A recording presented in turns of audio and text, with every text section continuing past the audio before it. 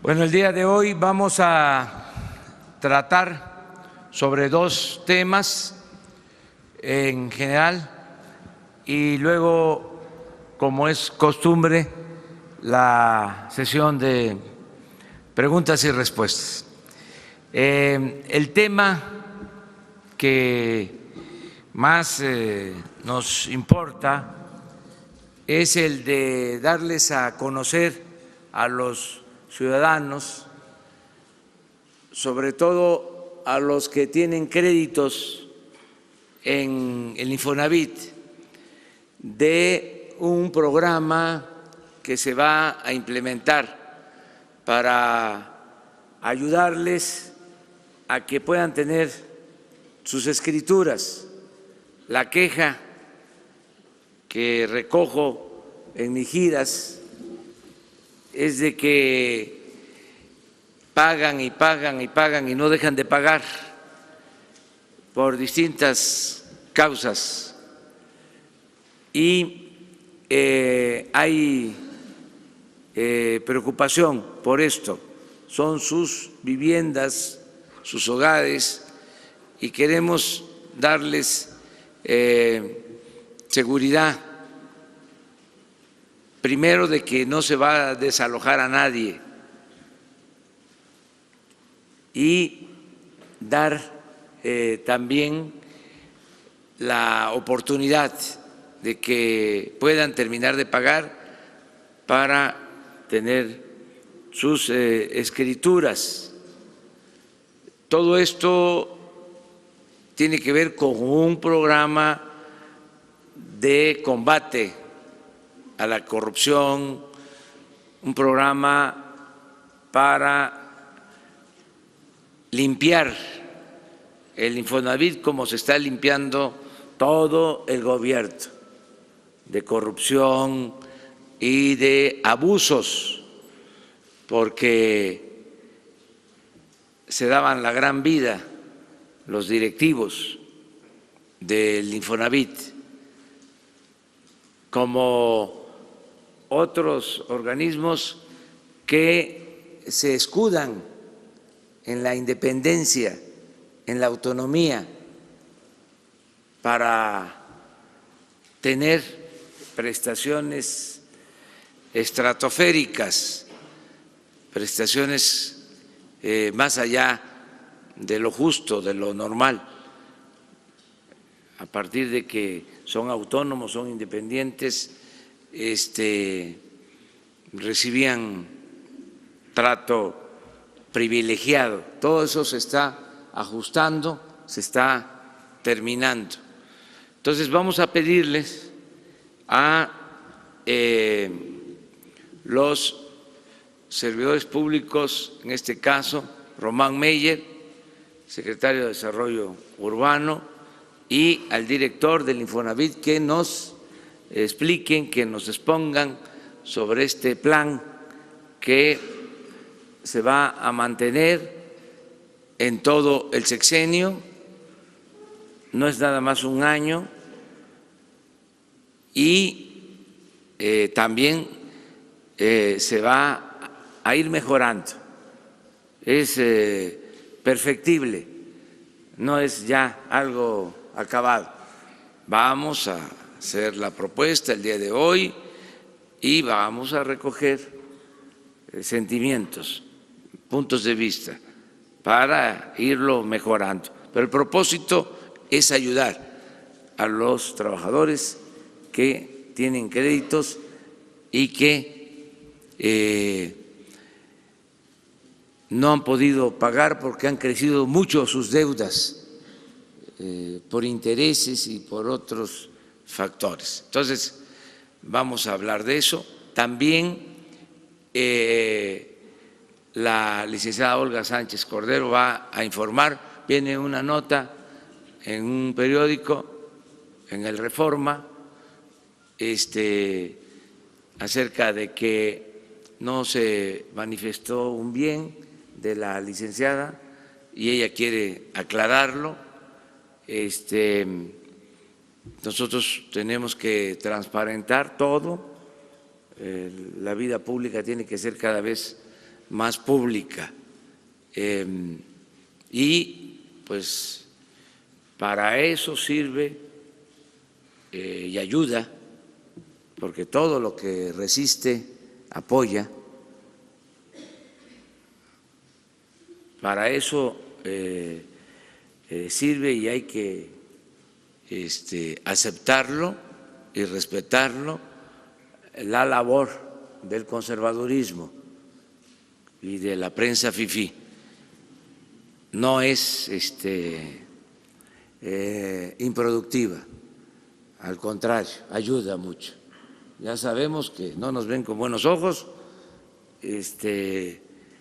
pero nosotros tenemos que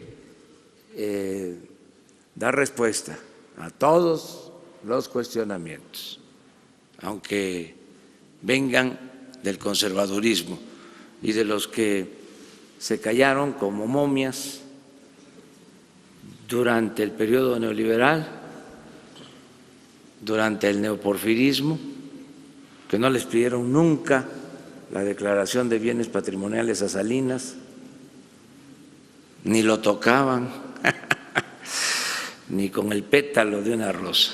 Pero en fin, eso es otro asunto.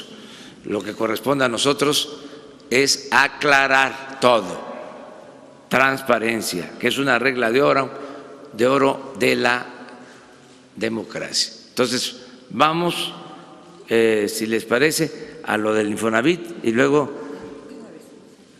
bueno, ya la licenciada, de una vez. Sí, porque voy con los senadores. Sí. Que voy con los senadores. Muy buenos días a todas, a todos. Sí quisiera yo hacer una aclaración. El día 30 de enero giré el oficio al titular de la Dirección General de Responsabilidades y Situación Patrimonial de la Secretaría de la Función Pública, al maestro Fernando Martínez García, donde solicité hacer pública mi información relativa a los datos patrimoniales y de intereses. En ella se incluía esta propiedad que saca hoy el periódico Reforma, que adquirí junto con mi esposo en el año 2009, hace 10 años. Y en ese sentido me permito hacer dos aclaraciones.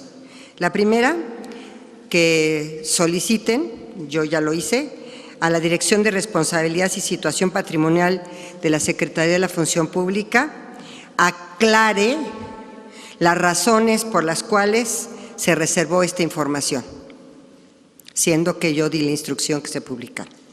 Y segundo, me sorprende que el periodista José Díaz Briceño no haya atendido un criterio elemental del periodismo, llamarme para conocer mi versión. Por ello, solicito al periódico Reforma que haga esta aclaración una vez que pregunten el por qué el director General de Responsabilidad y Situación Patrimonial no lo hizo público cuando yo le solicité que hiciera público todos mis bienes. Por otra parte, también decirles que, como me ven, estoy muy bien de salud, por si alguien me ha enfermado varias veces, y me encuentro en condiciones óptimas de mi salud personal. Muchas gracias a todos. Gracias, presidente. Gracias.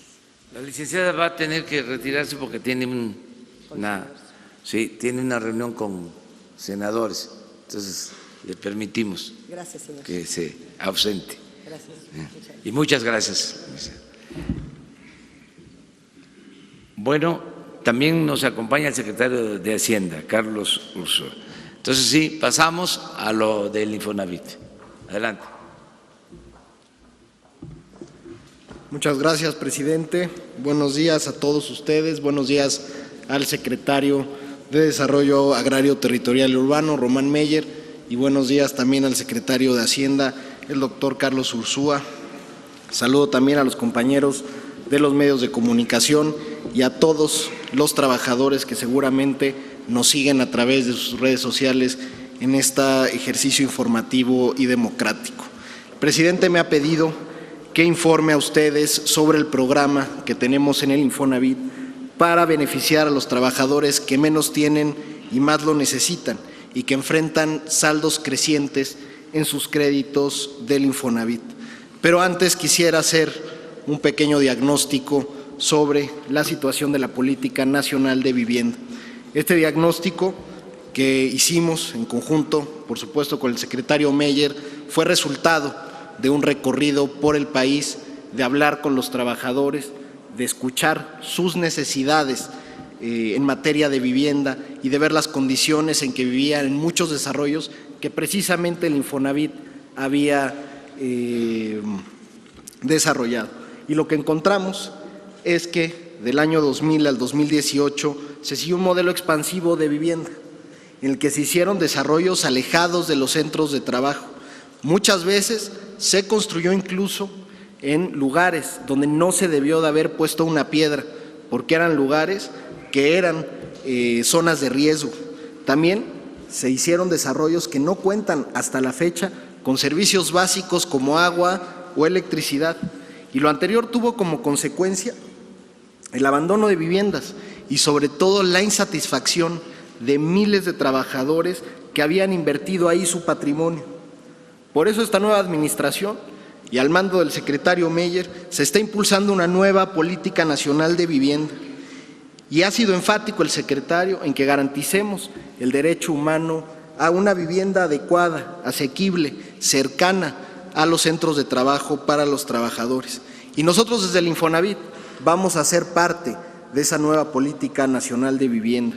Y por eso queremos ajustar las líneas de financiamiento de los trabajadores, para entenderlos y atender sus necesidades. Vamos a impulsar, por ejemplo, un programa de autoconstrucción. Y en materia de cobranza social, que ya lo decía el presidente, estamos haciendo un nuevo esquema para que ya no haya despojos, ni haya maltratos a los trabajadores. Estamos trabajando en conjunto con la Comisión Nacional de los Derechos Humanos, primero para diagnosticar qué ha pasado en materia de cobranza y segundo, para poder hacer un nuevo esquema que respete el derecho humano a la vivienda. Finalmente, vamos a apoyar a los trabajadores de menores ingresos. Estamos trabajando con los sectores económicos que se representan en el propio instituto, el sector de los trabajadores y el sector de los empresarios, para aumentar los montos máximos de crédito. Esto permitirá que los trabajadores de menores ingresos puedan efectivamente acceder a una vivienda. Esta nueva política se presentará el mes de abril en conjunto con la Política Nacional de Vivienda. Y para hacer todos estos cambios, hemos decidido que teníamos que tener dos objetivos institucionales de manera clara. Uno, ser una institución más eficiente, y esto nos iba a permitir, por supuesto, cumplir nuestro segundo objetivo, que es dar más beneficios a los trabajadores. Y sobre el primer punto les quiero decir los avances que hemos tenido hasta la fecha. Desde el 14 de diciembre, que inició la nueva administración, nos pusimos como meta ahorrar 2,000 millones de pesos del gasto operativo del instituto. Lo que habíamos observado es que en el sexenio anterior el gasto operativo había crecido en un 80%, sin que el número de créditos aumentara, es decir, se estaba haciendo simplemente más caro operar el mismo número de créditos. Y a la fecha, en tan solo un mes, hemos logrado ya recortes por 1,200 millones de pesos sin que se haya afectado las metas operativas del instituto. Al contrario, en el mes de enero hemos otorgado más créditos de lo que se había hecho en el mismo periodo de 2018 y de 2017. Hemos también propuesto al Consejo de Administración los lineamientos para un nuevo tabulador salarial para los altos directivos del instituto, que sean congruentes con las políticas de austeridad, eficiencia y buen gobierno que ha puesto esta nueva administración federal. Esta nueva tabulador, este nuevo salario, tendrá que ser aprobado por la Asamblea del Instituto en el mes de abril. Sin embargo, en el periodo que corre entre enero y abril, estamos haciendo un mecanismo de donación del excedente del salario de los altos funcionarios con respecto al del presidente de la República. También estamos haciendo una reestructura organizacional para evitar duplicidad de funciones y para poder optimizar las funciones que hoy realiza cada una de las áreas. Y finalmente, vamos a cambiar nuestro marco normativo en materia de compras. Hasta diciembre del año pasado, el 92% de lo que compraba el instituto era a través de adjudicación directa o de unos mal llamados procedimientos especiales que aplicaban a distintas materias de compras. Esto, por supuesto, queremos que se revierta. Queremos que la mayoría de las compras que haga el instituto sean a través de licitaciones públicas. Estudios internacionales han mostrado que licitaciones competidas pueden generar ahorros de entre 15 y el 30% de los recursos, y se requiere que los trabajadores que nos dieron su confianza para administrar su salario puedan tener un instituto eficiente y austero. Y esto nos permite llegar al punto y al programa por el que estamos hoy aquí. Estos ahorros nos permiten presentar el programa Responsabilidad Compartida. ¿Qué significa este programa de responsabilidad compartida? Significa apoyar a los trabajadores que menos tienen y más lo necesitan. ¿Y cómo los vamos a apoyar? Vamos a cambiar sus créditos, que hoy están denominados en salarios mínimos, a pesos. Lo que nos dimos cuenta es que los créditos que se habían otorgado históricamente en el Infonavit, que estaban denominados en salarios mínimos, eran más difíciles de pagar para ciertos trabajadores, particularmente aquellos cuyo salario nominal, lo que recibían cada mes en su nómina, no crecía al mismo ritmo que se actualizaban el saldo total de la cuenta, que se actualizaba con el salario mínimo o recientemente con la unidad de medida y actualización. Y esto hizo que los trabajadores, a pesar de que pagaban sus créditos y que seguían teniendo un empleo formal, vieran incrementarse su saldo cada mes a pesar de que pagaran. Y nosotros hemos entendido y recogido la frustración que sienten muchos de estos trabajadores, y por eso hemos decidido hacer este programa. Queremos, por supuesto, que los trabajadores sigan pagando, es una obligación el crédito, pero queremos que lo hagan en mejores condiciones. Por ejemplo, en este programa los que accedan van a obtener beneficios de descuento a su saldo total del 55% en promedio. También van a obtener una nueva tabla de pagos y tasa fija, y van a tener un apoyo mensual al pago precisamente para que ya nunca más en la historia del crédito vuelva a crecer su saldo mensual. Se va a quedar congelado en su última mensualidad y eso será el resto de la vida del crédito. Y esto podrá dar, sobre todo, certidumbre y planeación financiera a las familias. Algo de lo que nos ha dicho la gente, los trabajadores, es que no saben cada enero cómo se va a actualizar su crédito, cuánto van a pagar cada mes, y van a tener que retirar dinero que podrían utilizar, por ejemplo, para alimentos o transporte, en el pago del crédito. Con esta oportunidad les estamos dejando que tengan esta planeación financiera, porque ya no van a pagar más de lo que corresponda a su última mensualidad. Hemos estimado que el total de trabajadores que entrarían en esta primera etapa es de 194,875. Sin embargo, hemos estimado que a lo largo de esta administración podemos llegar a un total de 745,000 trabajadores en distintas modalidades de este programa, y que cada año iremos anunciando. Por eso es importante que quienes no apliquen este año al programa sepan que cada año estaremos apoyando a los trabajadores para que puedan tener mejores condiciones de pago para sus créditos. Y lo importante fue cómo definimos al número de trabajadores y a los trabajadores universo de esta primera etapa. Y para determinarlo, primero nos pusimos a ver qué grupo tenía créditos denominados en salarios mínimos y que estuvieran vigentes. Además, nos pusimos como meta focalizarlo a los trabajadores que ganaran menos de 4 salarios mínimos, y queríamos beneficiar sobre todo a aquellos trabajadores que han sido constantemente cumplidos a pesar de la adversidad que ya les mencionaba. Otro criterio de selección fue que los créditos ya tuvieran una vida de 15 años, es decir, gente que constantemente ha pagado y sin embargo ha incrementado su saldo, y además que su deuda fuera 1.5 veces mayor a lo que originalmente habían contratado. Tenemos casos muy particulares, por supuesto, digamos, son los menos, pero incluso hay gente que debe hoy, después de 15 años de pagar su crédito, 5 veces más de lo que se había contratado. Entonces, estamos focalizándonos en quienes más tenían esa deuda y sobre todo quienes habían estado cumpliendo a lo largo de la vida del crédito. También nos enfocamos a trabajadores que ya tienen más de 40 años y que por probabilidad su carrera salarial tampoco va a ir acorde al ritmo de crecimiento del salario. Todos estos criterios juntos nos dan la certeza de estar apoyando a los trabajadores que menos tienen y más lo necesitan, como nos los ha pedido el presidente. Y por eso quiero invitar ahora a los trabajadores para que puedan ver si son beneficiarios o no de esta primera etapa del programa. Y lo primero que tienen que hacer es meterse al portal bcmapesos.infonavit.org.mx y registrarse con su número de seguridad social o su número de crédito del Infonavit. Ahí mismo en el portal les van a decir si son o no son beneficiarios del programa. También, por supuesto, pueden acercarse a los centros de servicio que tiene el Infonavit a lo largo y ancho del país o hablar al Infonatel. En todos estos mecanismos se les va a informar si son o no son beneficiarios de esta primera etapa.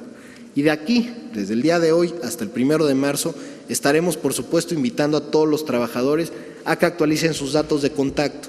Muchos de los trabajadores han cambiado de empleo o incluso ya no viven en ese domicilio, aunque su crédito sigue vigente, y es difícil localizarlos. Y por eso queremos que en esta primera etapa actualicen sus datos con nosotros. Y a partir del 1 de marzo, a esos 194,000 que hemos detectado para esta primera etapa, ya se les presentarán los beneficios en sus cuentas y en sus saldos. Y a partir de entonces podrán ser partícipes de estos beneficios. Cada año, como les decía, estaremos abriendo modalidades de este programa para ir avanzando a lo largo de esta administración, siempre cuidando, por supuesto, la salud financiera del instituto en beneficio de todos los trabajadores. Es cuanto, señor presidente. Si les parece, desahogamos este tema y luego vamos a la sesión de preguntas y respuestas en general.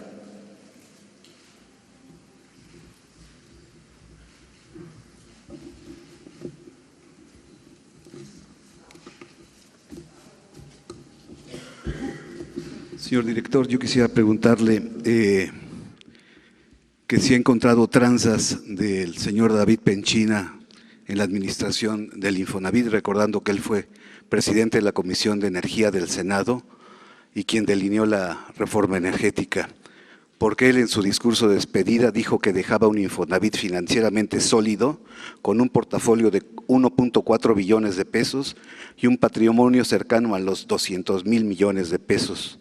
Esa es mi primera pregunta. Mi segunda pregunta sería, ¿existe la posibilidad que el ahorro de los trabajadores que administran en Infonavit pasen a las administradoras del fondo para el retiro, para que tengan mayor pensión los jubilados? Y finalmente, Infonavit reporta al Buró de Créditos la puntualidad o retraso de los trabajadores de Infonavit. ¿Seguirá esta práctica? Gracias. Muchas gracias por la pregunta. Sobre el primer aspecto, quiero decirles que estamos, por supuesto, revisando cómo se encontraba el instituto. Hay que recordar que tuvimos la posesión a partir del 14 de diciembre. Estamos analizando, por supuesto, cómo se encuentra y estamos pidiendo, por supuesto, a la auditoría interna, que depende del Consejo de Administración, que haga una investigación sobre los procesos que se siguieron en la administración anterior. Sobre el particular del exdirector, lo que se tiene que decir es lo que ya hemos dicho aquí. Nosotros encontramos un gasto operativo que había aumentado en 80% durante el sexenio pasado y que no se otorgaban más créditos. Entonces es importante revisar ese gasto operativo, sobre todo porque hubo partidas de gasto específicas del presupuesto que aumentaron más del doble en el año 2018. Entonces estamos revisando todas esas partidas. Yo, en las conferencias de prensa mensuales que doy en el instituto, estoy desahogando todos esos temas. Ahorita lo que nos convoca es, por supuesto, la ayuda a los trabajadores que menos tienen y más lo necesitan con el programa de conversión a pesos. Sobre el tema de las Afores, es importante sobre todo estar en coordinación con la Secretaría de Hacienda. Creo que el objetivo que tenemos como país es aumentar la tasa de reemplazo y buscar la maximización del patrimonio de todos los trabajadores. Y en esa ecuación, por supuesto, el Infonavit es un jugador importante porque administramos una parte del salario. Y en ese sentido se tiene que ver la integralidad del patrimonio del trabajador, no tanto quién maneja el recurso en particular, sino cómo maximizamos ese patrimonio para que al final de su vida laboral pueda tener un mejor retiro. Y la tercera pregunta era sobre el buró de crédito. El buró de crédito, digo, es una práctica que se empezó recientemente, también la estamos revisando. El objetivo de esa, lo que tiene que ver es no apretar demasiado al trabajador, tiene un objetivo social que debería de ser indicativo. Actualmente se está usando de manera pues muy vinculante, pero debería de ser indicativo, y lo que nos ayuda a ver es si el trabajador, además de pagar su crédito, va a poder pagar otras deudas que tiene, por ejemplo, en tiendas de autoservicio y demás, que tiene pagos chiquitos, pues esos pagos chiquitos al final le quitan liquidez mensual. Entonces, lo que menos queremos hacer es que sea una carga adicional el pago patrimonial. Entonces, estamos revisando la práctica para ver si realmente tiene sentido en la originación de los créditos.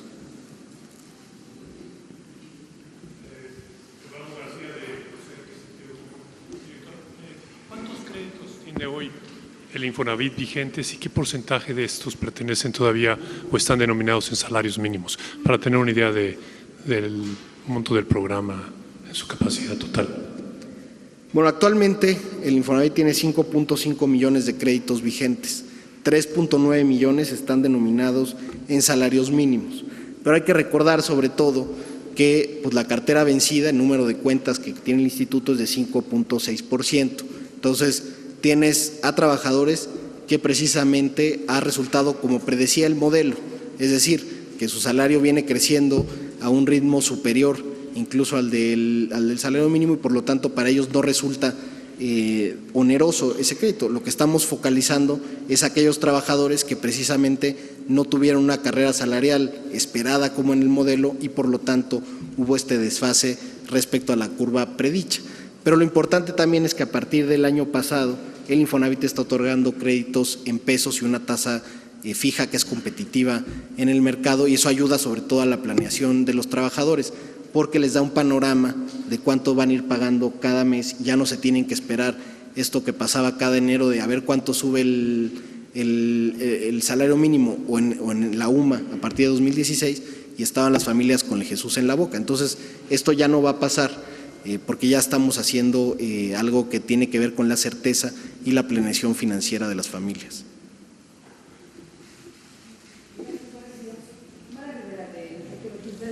Quisiera preguntarle si dentro de los programas que tiene previstos, ¿qué se va a hacer con estos 5 millones de viviendas que se decía estaban abandonadas en el país por condiciones inhóspitas y por toda la serie de irregularidades que se presentaron como falta de servicios mínimos? Y bueno, y no sé si aprovechando la presencia del secretario de Hacienda nos pudiera adelantar cuándo se presentará esta iniciativa de reforma al sistema de pensiones, considerando que para el 2025, secretario, pues será la primera generación de jubilados con el esquema de Afores, y que bueno, este propósito de aumentar la tasa, el rendimiento, en fin, ¿cómo va caminando esta iniciativa en el Congreso? Bueno, sobre el tema de la vivienda abandonada, yo creo que sí tenemos que tener un panorama claro. Efectivamente, el Coneval y el INEGI detectaron en sus últimos datos un universo de 5 millones de viviendas abandonadas. Nosotros, desde el Infonavit, que además es la hipotecaria más grande del país, hemos detectado el año pasado, solamente el año pasado, se abandonaron, tenemos registro de 58,000 viviendas, pero cada año hemos visto un ritmo de más o menos 80,000 viviendas cada año, ¿no? Entonces, estamos estimando el universo que efectivamente tiene el Infonavit y con lo que el Infonavit puede hacer algo. Entonces, es muy importante tener esta claridad. Estamos trabajando, por supuesto, con la SEDATU para que podamos tener un programa de recuperación de vivienda abandonada que tenga un sentido de recuperación del entorno urbano, porque lo que había venido pasando es que agarraban esas viviendas abandonadas, las subastaban a terceros para que las arreglaran, pero arreglaban un pequeño número de casas y los acreditados los volvían a abandonar. Entonces estaban desperdiciando recursos de todos. Entonces paramos ese programa de subastas desde que llegamos, el 19 de diciembre lo paramos y estamos diseñando en conjunto con la SEDATU mecanismos para que se pueda recuperar el entorno urbano con estas viviendas abandonadas. Pero sí, primera vez vamos a estimar el universo y los daremos a conocer exactamente cuántas tenemos dentro de nuestra cartera hipotecaria. Eso es independiente, por supuesto, de casas que se hayan abandonado y hayan sido créditos otorgados, por ejemplo, por el Fobiste o la banca. Nosotros solo podemos ver lo que está dentro de la propia cartera del Infonavit. Sobre el sistema, doctor. Buenos días. Déjenme quizá clarificar 2 o 3 términos.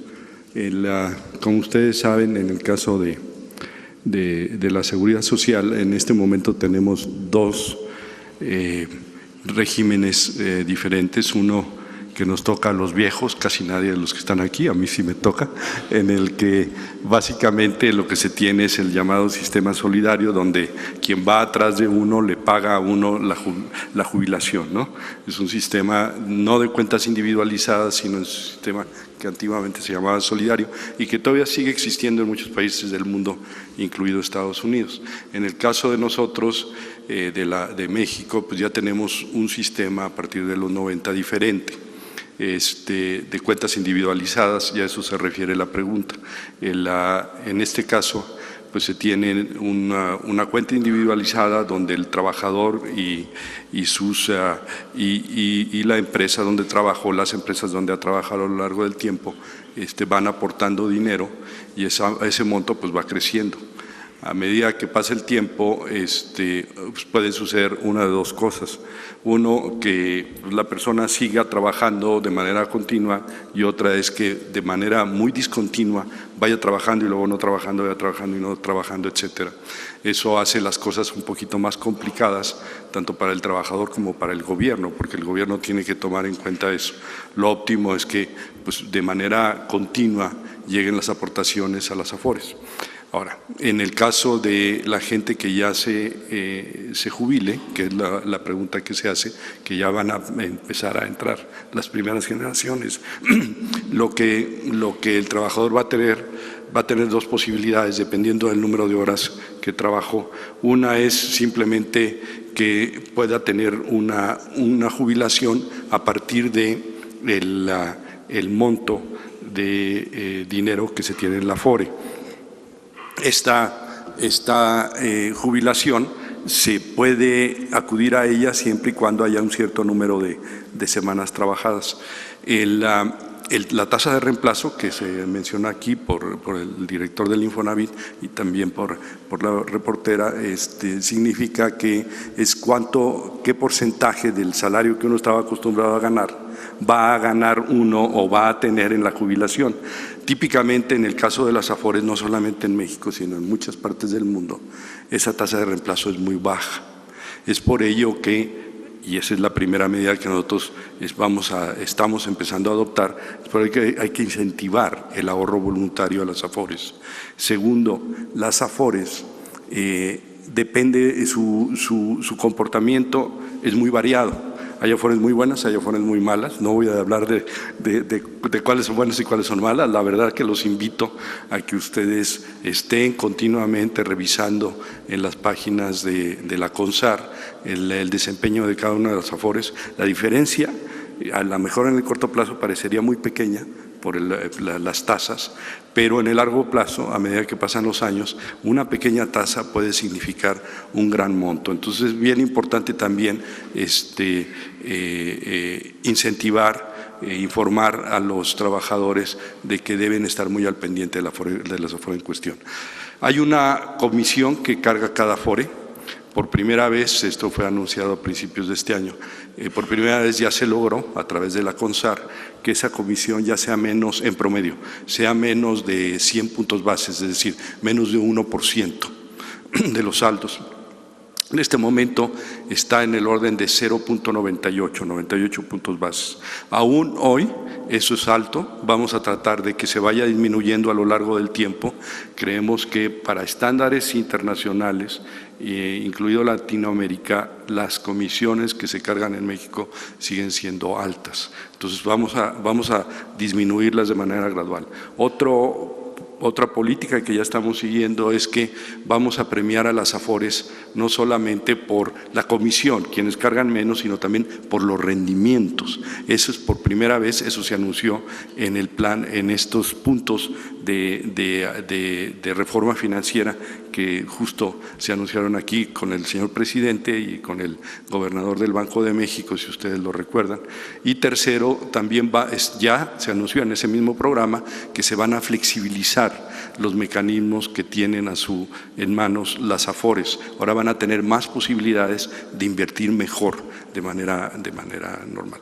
Y se van a seguir con otras medidas. Es difícil, el asunto de la reforma de pensiones o de las pensiones en general es un asunto que a todo el mundo, en todas partes del mundo, ocupa y preocupa. En Estados Unidos ocupa y preocupa mucho, en otros países, por ejemplo, como Brasil, pues es un asunto ya casi de seguridad nacional, porque es el porcentaje del PIB que se tiene que dedicar a las pensiones es sumamente alto, y en muchos otros países. Entonces estamos poco a poco avanzando y la idea es hacerlo pues, paso a paso, pero con mucha racionalidad en el programa. Bueno, hay estímulos fiscales, si ustedes, y esto qué bueno que lo pregunta, si ustedes aportan a su Afore, ustedes no pagan impuestos, es un beneficio fiscal absoluto. Es por ello que es bien importante que la gente, sobre todo los jóvenes, aprendan a aportar de manera voluntaria a su fondo de retiro.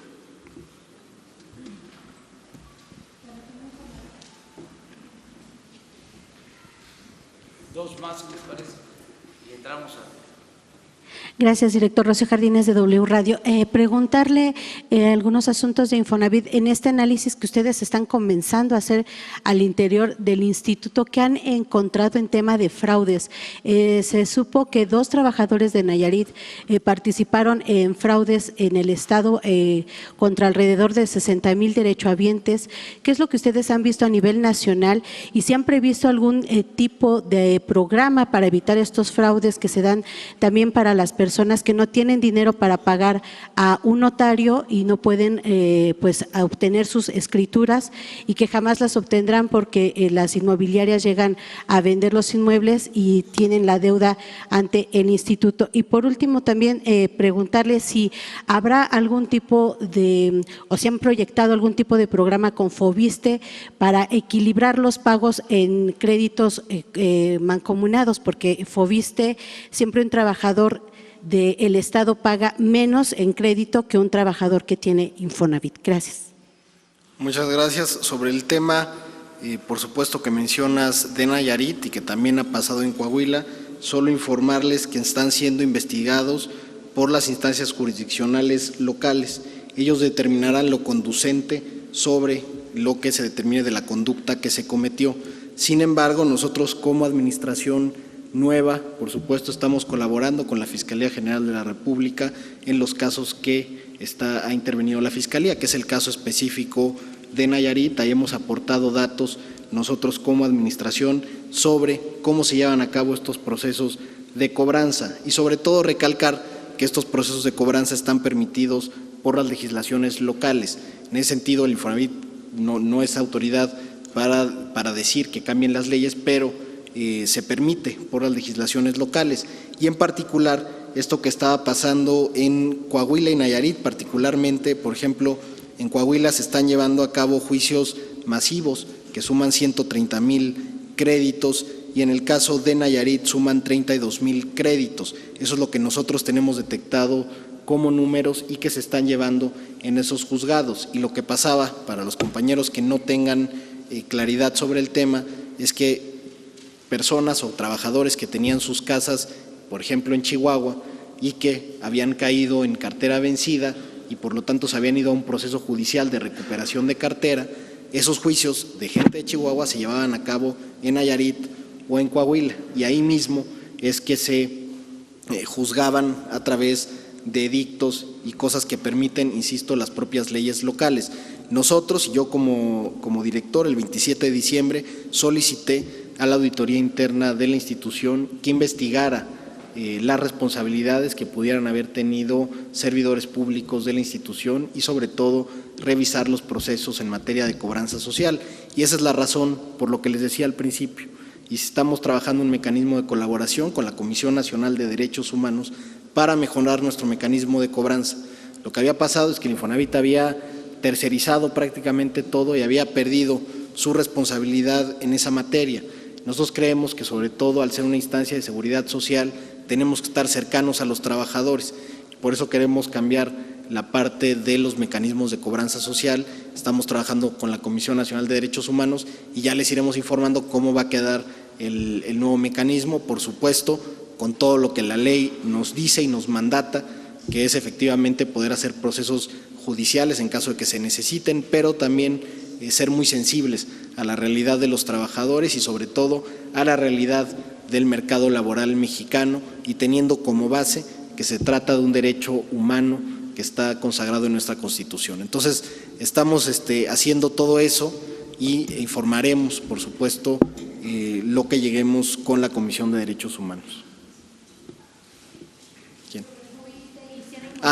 Sobre el tema de Foviste también, estamos revisando, como saben está el crédito Infonavit Foviste que aplica para cónyuges, lo que estamos viendo es cómo ampliarlo, uno para compartir mejor el tema de los pagos, que es lo que decías, pero también para que los créditos no solo puedan aplicar a cónyuges, sino padres e hijos y cualquier otra relación familiar que pueda servir para ampliar el monto de crédito y puedan obtener una mejor vivienda. Entonces, en ese sentido, con el vocal ejecutivo de Foviste, estamos trabajando un mecanismo para que pueda ser mucho más fácil, pero además más amplia la gama de posibilidades de combinar créditos Infonavit, Foviste, incluso también trabajadores que vienen del sector público al privado o viceversa, pues tener la posibilidad de una efectiva movilidad de las cuentas de vivienda. Entonces estamos haciendo ese programa con Foviste, es muy importante para nosotros, sobre todo en mercados específicos donde el Infonavit no es tan fuerte como la Ciudad de México,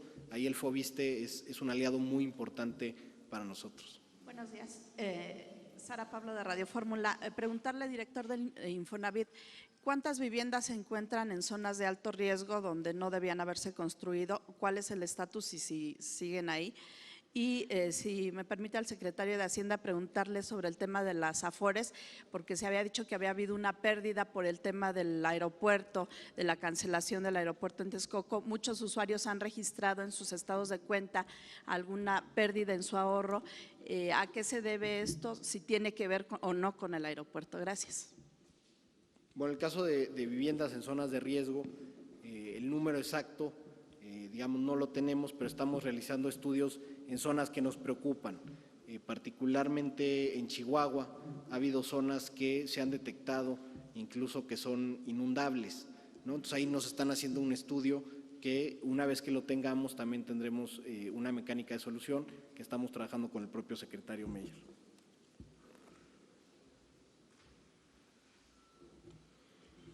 Bueno, en el caso de las Afores, como ustedes saben, parte de los montos que tienen son invertidos en renta variable. Entonces, el año pasado, sobre todo en los últimos 6 meses, en todo el mundo, no solamente en México, las bolsas cayeron. Entonces, eso hace que a su vez se refleje en el monto de las Afores. Y allí el punto es no apanicarse. Sobre todo en el caso de inversión en renta variable, pues suben y bajan las cosas, pero en el largo plazo la tendencia siempre es positiva. ¿Tiene algo que ver eso con el aeropuerto? No, de ninguna manera. A lo mejor el reportero, la reportera piensa eso porque hubo dos instrumentos de deuda que se usaron para el aeropuerto, para este proyecto del nuevo aeropuerto de Texcoco, que ya no está en pie. Uno fue emitir bonos, alrededor de $6,000 millones, respaldados por la TUA, la tarifa de uso aeroportuario. Eso ya estamos solucionando, de hecho ya se hizo el primer paso, el gran paso, eso ya básicamente está solucionado. Y el otro es un mecanismo que se llama FIBRA para nosotros en México, que son fondos de inversión que tratan de impulsar la inversión privada en México. Y en este caso se emitieron alrededor de 30,000 millones de pesos en fibras. Esto, por cierto, ya también el grupo aeroportuario muy pronto ya las va a pagar, pero es verdad que hubo algunas afores, X y Y, que invirtieron en esas fibras. ¿Van a perder? No, porque de hecho, uno de los problemas de esas fibras es que eran demasiado caras para el gobierno. Entonces van a ganar, de hecho, bastante quienes invirtieron en esas fibras. Bueno, nada más para decirles que se va a apoyar a los trabajadores del Infonavit y que todo esto, lo subrayo, tiene que ver con una mejor administración, una administración pública austera. Por eso, para sintetizar, para resumir, para dejar claro de manifiesto que hay un cambio verdadero, que no es más de lo mismo, me gustaría que el director del Infonavit les dijera cuánto está ganando y cuánto ganaba el anterior director del Infonavit. No es acusar a nadie, es demostrar de que ya no es lo mismo, de que no solo hubo cambio de gobierno, sino hay cambio de régimen, que ya estamos en la cuarta transformación de la vida pública del país. A ver, director. Claro que sí, presidente. La anterior administración, el director en el periodo de enero a diciembre de 2018 recibió en un salario integrado en términos brutos 9.3 millones de pesos. Eso fue el salario anual entre enero y diciembre. Si lo dividiéramos en términos brutos, sería algo así como, pues más o menos 700,000 pesos, un poquito más. Sí, es 9.3 millones de pesos entre los mensual, ¿cuánto? ¿No? Mensual, pues son 745,000 pesos, ¿no? Entonces, eso era el salario que recibía en términos brutos el anterior director. Yo, como hice el compromiso con el presidente, me puse, porque además en el Infonavit se estilaba que se ganara lo que uno quería, me puse un salario equivalente al de 107,500 pesos. Entonces, eso es lo que yo voy a estar ganando en términos netos, que en términos brutos debe ser como 150,000 pesos, ¿no? Entonces, si se fijan, a lo largo del año yo voy a tener un salario equivalente al 1,800,000 pesos contra 9,300,000 pesos. Está bien el ejemplo, ¿ah? Bueno, ahí queda eso. Ahora sí, vámonos a la sesión abierta. Muchas gracias. Siéntese.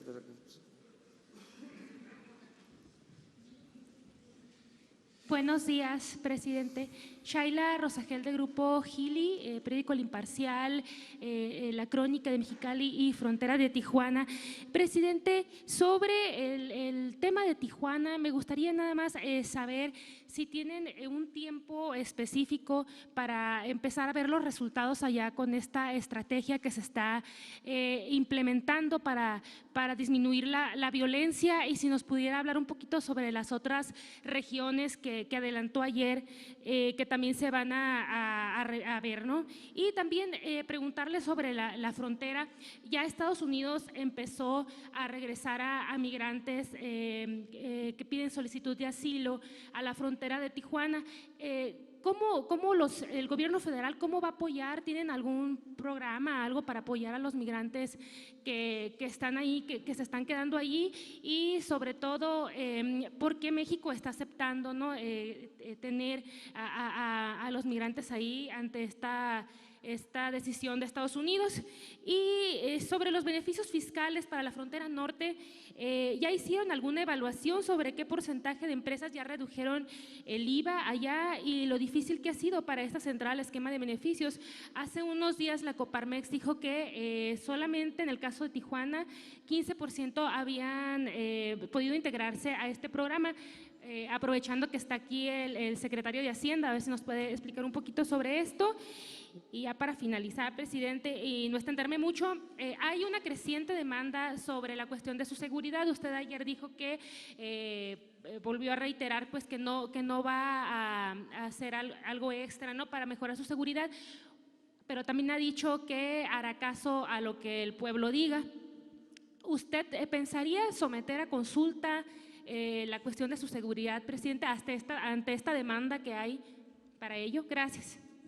Mire, acerca de la primera pregunta, el transcurso del día de hoy va a haber una conferencia de prensa organizada por Jesús Ramírez para informarles sobre el plan al que hicimos referencia el día de ayer.